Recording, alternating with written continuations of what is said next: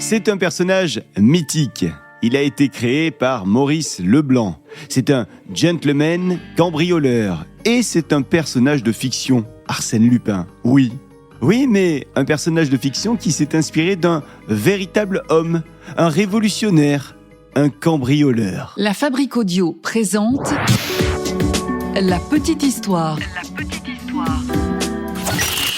www.lafabriqueaudio.com. Salut tout le monde et bienvenue dans La Petite Histoire. Je suis Florent Mounier et c'est moi qui vais vous narrer cette petite histoire que j'ai écrite et qui a été mixée par Sébastien Girard. Avant de commencer, on vous rappelle qu'on recherche de nouveaux soutiens parmi vous. Si vous avez une entreprise ou une marque et que vous avez envie de nous soutenir, on peut parler de vous dans ce podcast. Faites-le nous savoir, vous deviendrez nos nouveaux sponsors. contact@lafabriqueaudio.com, la fabrique avec un K, ça nous permettra d'être en relation ensemble. Et puis sinon, on vous attend également sur les réseaux sociaux de La Petite Histoire. Si vous aimez La Petite Histoire, surtout n'hésitez pas à en parler autour de vous et à partager nos petites histoires sur vos réseaux sociaux. Et si vous laissez des commentaires, ça nous fera encore plus plaisir.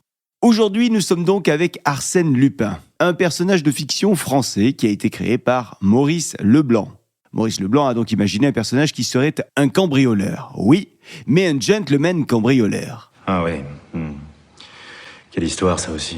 Arsène Lupin est donc apparu pour la première fois en 1905. C'était dans une nouvelle qui est parue dans un magazine, le magazine Je sais tout, et le titre de la nouvelle, c'était exactement « L'arrestation d'Arsène Lupin ». Alors Arsène Lupin, ce personnage, il a tout de suite connu un grand succès auprès de ses lecteurs. Et devant ce succès, Maurice Leblanc n'a jamais pu s'arrêter d'écrire des aventures d'Arsène Lupin. Il l'a fait jusqu'en 1941, année de sa mort. Au total, pas moins de 17 romans, 39 nouvelles et 5 pièces de théâtre. Le cadre des histoires d'Arsène Lupin, c'est bien entendu la France de la Belle Époque et des années folles. Arsène Lupin n'est donc pas, vous l'avez compris, un simple cambrioleur. Il est aussi un gentleman et puis surtout un anarchiste, en tout cas au début de la carrière de Lupin.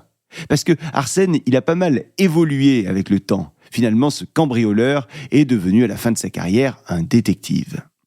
Alors le personnage de Maurice Leblanc, il a donc cette double personnalité du gentleman cambrioleur, c'est-à-dire un personnage qui aurait une double vie, d'un côté un personnage mondain, et de l'autre un cambrioleur qui agit avec élégance et raffinement. En somme, un cambrioleur aux bonnes manières et qui ne fait quasiment jamais usage d'une arme et de violence. Et c'est un personnage profondément moral, un personnage qui vole aux plus riches, des riches qui se seraient enrichis de manière illégale. Enfin, l'une des particularités d'Arsène Lupin, c'est son goût pour le déguisement et l'usurpation d'identité. Alors Arsène Lupin, c'est un personnage, ok. Mais comment est né ce personnage d'Arsène Lupin ? Alors nombreux ont été les spécialistes de la littérature et autres historiens à demander à Maurice Leblanc si ce personnage avait été inventé de toutes pièces ou s'il était inspiré d'un véritable cambrioleur. Maurice Leblanc, il a toujours gardé le mystère sur les origines de son gentleman cambrioleur. Mais il semblerait quand même qu'il y ait un véritable repris de justice qui se cache derrière Arsène Lupin. Un malfrat dont la presse, d'une certaine époque, a beaucoup parlé. Son nom ? Marius Jacob.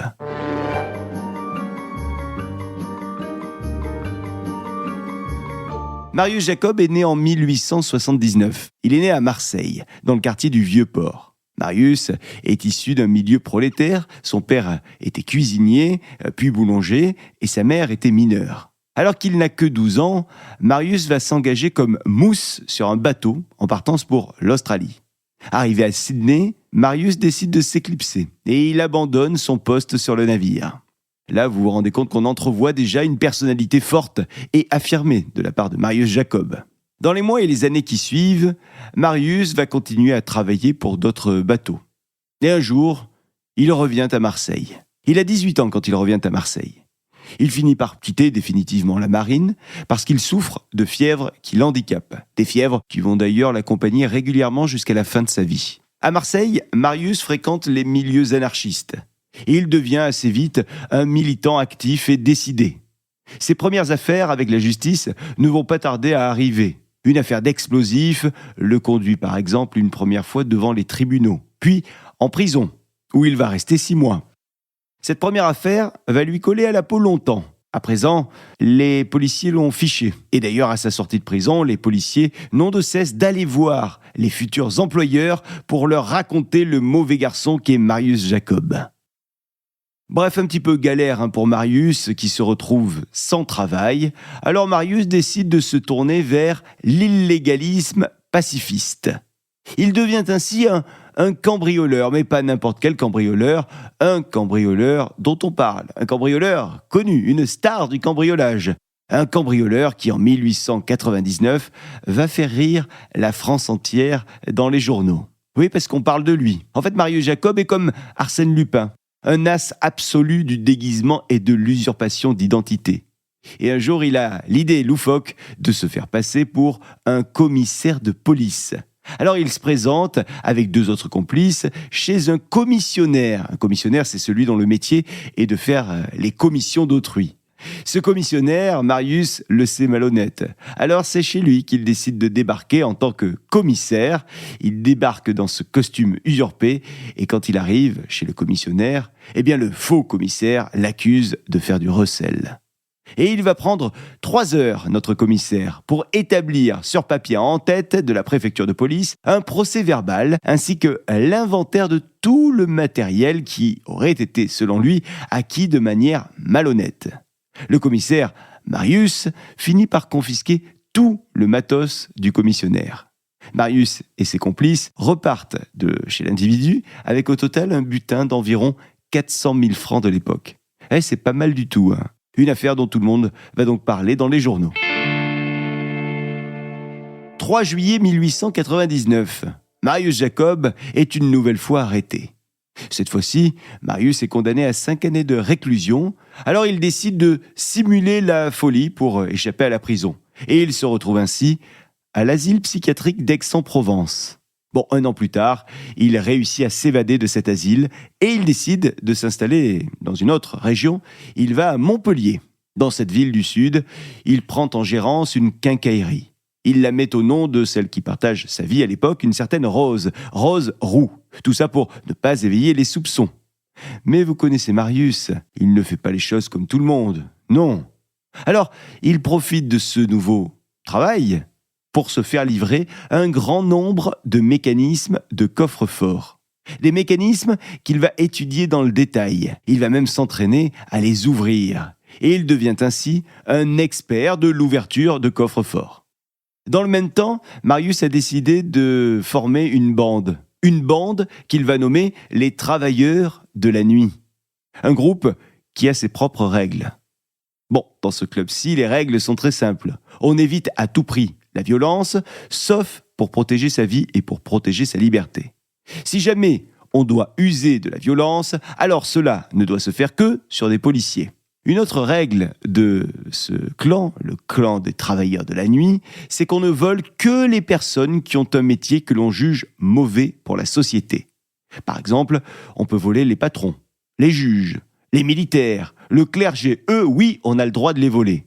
En revanche, on ne doit jamais, au grand jamais, dérober les professions utiles comme les architectes, les médecins, les artistes ou bien encore les enseignants.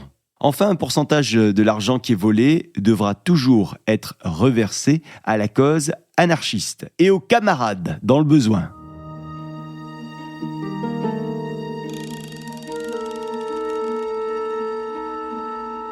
Alors vous l'aurez compris, Marius Jacob est un type plutôt très intelligent. Un homme qui va faire preuve de beaucoup d'ingéniosité dans toutes ses opérations. Par exemple, avant chaque cambriolage, Marius s'assure que les personnes qu'il projette de voler ne sont pas chez elles. Et pour être sûr de ça, Marius a son petit truc. Il coince des morceaux de papier dans les portes. Et il passe le lendemain pour vérifier si ces bouts de papier ont été bougés. Si les papiers sont toujours en place, eh bien c'est que la personne n'est pas rentrée chez elle. Marius Jacob est aussi connu pour son fameux coup du parapluie. Laissez-moi vous raconter le coup du parapluie. Pour ce coup, il faut louer un appartement au-dessus d'une banque, par exemple, puis faire un trou dans le plancher de l'appartement qui est situé au-dessus du coffre-fort de la banque. On glisse ensuite le parapluie fermé dans le trou, et une fois le parapluie à l'intérieur, On l'ouvre, ce qui fait que lorsque l'on agrandit le trou, eh bien les gravats tombent, mais dans le parapluie. Et on évite ainsi de laisser des traces sur le lieu où on compte opérer quelques heures ou quelques jours plus tard. Ainsi, on peut faire un trou sans que personne ne s'en aperçoive pendant des jours et des jours. C'est assez intelligent. Marius Jacob ne s'arrête pas là dans l'originalité. Marius, il signe aussi ses délits avec une carte au nom d'Attila. Sur cette carte, il écrit de temps en temps « Attila, dieu des voleurs, recherche les voleurs de ceux qui en ont volé d'autres ». Alors ce qui caractérise Marius Jacob comme Arsène Lupin, c'est vraiment cette classe inattendue qu'il a quasiment toujours. J'en veux pour preuve, un jour, Marius entre par effraction dans une demeure qu'il pense être celle d'un capitaine de frégate, un capitaine qu'il pense malhonnête. Mais en fait, il s'aperçoit en entrant qu'il est dans la maison d'un certain Pierre Loti.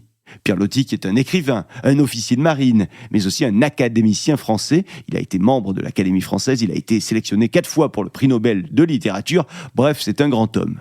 Alors, tout ce que Marius pensait dérober, eh bien, il le remet à sa place. Et il laisse un petit mot sur le bureau de Pierre Loti. Une note sur laquelle est écrit « Ayant pénétré chez vous par erreur, je ne saurais rien prendre à qui vit de sa plume. Tout travail mérite salaire. » Signé Attila. PS, 6 juin, 10 francs pour la vitre brisée et le volet endommagé. On peut dire que Marius Jacob ne manque pas d'humour. Alors, est-ce que Marius a beaucoup œuvré en tant que cambrioleur ? Eh bien, la réponse, c'est oui. Oui, parce qu'on estime qu'entre 1900 et 1903, Marius Jacob aurait fait entre 150 et 500 cambriolages. Et là encore, on retrouve le fameux humour de Marius Jacob quand il dit au juge, lors de l'un de ses procès, « Je faisais de la décentralisation ». En fait, il explique qu'il faisait des cambriolages à Paris, mais aussi en province et même de temps en temps à l'étranger, notamment en Espagne, en Italie, en Belgique ou bien au Maghreb. Un jour d'avril en 1903, une opération va malheureusement pour lui mal tourner. Ce jour-là, Marius est accompagné par 2 complices. Mais le cambriolage ne se passe pas comme prévu. Marius finit par tuer un agent et il blesse grièvement un autre agent, puis il s'enfuit. Marius et ses complices seront arrêtés le 22 avril 1903 et Marius Jacob est jugé 2 ans plus tard. Le jugement se fait à Amiens. Non pas pour une affaire, mais pour 156 affaires. Alors on peut facilement imaginer l'ambiance qu'il y a autour du procès. Tout le monde s'intéresse à ce gros procès. Et Marius Jacob fait les gros titres de la presse de l'époque. Les anarchistes commencent, eux, à mettre la pression aux membres du jury, allant même jusqu'à les menacer. Le jour du procès tant attendu arrive et Marius Jacob est, ce jour-là, en grande forme. Et il va réussir à faire de son procès une tribune pour ses idées. Il manie avec élégance et précision sa répartie. Il va par exemple dire au juge « Je n'ai ni feu, ni lieu, ni âge, ni profession. Je suis vagabond, né à partout, chef-lieu nulle part, département de la terre. Vous savez maintenant qui je suis, un révolté vivant du produit de ces cambriolages. » Fin de citation. Alors lorsque le président du tribunal lui demande pourquoi est-ce qu'il a volé lors d'un cambriolage un diplôme de droit qui était laissé sur un bureau et qui n'avait aucune valeur marchande, Marius Jacob répond « Je préparais déjà ma défense ». En plus d'être élégant, c'est vrai que Marius est brillant et il est drôle. Alors Marius va finir par échapper à la peine de mort, mais il est condamné à perpétuité et il est envoyé au bagne de Cayenne. Il arrive à Cayenne en 1906. Une fois en prison, il veut s'occuper, alors il se met à étudier le droit, ce qui lui permet de venir en aide à certains détenus avec lesquels il est enfermé. Pendant ses 18 années de bagne, Marius va aussi croiser la route d'Albert Londres avec lequel il s'entretient longuement. Il aide également le docteur Louis Rousseau à écrire un livre qui dénonce les horreurs du bagne. Et puis ce qui va beaucoup l'occuper à Cayenne, c'est ses tentatives d'évasion. En tout, Marius va tenter de s'évader 18 fois, avec chaque fois des méthodes très différentes.